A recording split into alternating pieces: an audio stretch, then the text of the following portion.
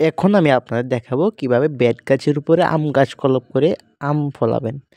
তার জন্য দেখেন একটা ভালো বেত গাছ আমি কেটে নিচ্ছি মাঝখান দিয়ে,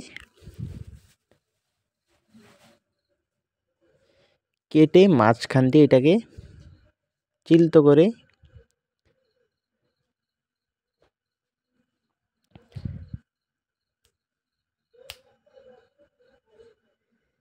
এভাবে ব্লেড দিয়ে, আর যে ব্লেডটা দিয়ে কাটবেন ওই ব্লেডটা যাতে নতুন হয়, এভাবে কেটে আরেকটা আমের, যে আম গাছের আম খেতে আপনার ভালো লাগে ওই আম গাছের এমন একটা আমের ডালা আনে এইভাবে কেটে, পাতাগুলি সব কেটে ওইটাকে এভাবে লাগিয়ে নেবেন। লাগানোর পরে আপনার একটা ভালো সিন কাগজ দিয়ে ভালোভাবে পেঁচিয়ে দেবেন যাতে বাতাস না ঢুকতে পারে। বাতাস ঢুকলে কিন্তু আপনার গাছটা মরে যাবে। তা আপনি এমনভাবে পেঁচাবেন যাতে বাতাস না ঢুকতে পারে।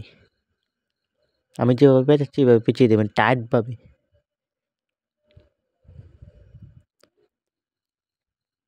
আর যে গাছের আম খেতে ভালো লাগে ওই গাছের আমটাই ডালাটাই আনবেন, আর ডালাটা যাতে মাথা দিয়ে একটু ইতান থাকে। তারপরে আমি আপনাদের 30 দিন পর একটা দেখাচ্ছি। এই দেখেন 30 দিন পরে ফাইনালি আমাদের গাছের মুকুল এসে পড়েছে। এই দেখেন এভাবে করলে আসবে। আর আমাকে যদি অন্য কিছু না করতে পারেন তাহলে আপনি কমেন্ট করবেন, আমার ভিডিও বানিয়ে দেবো।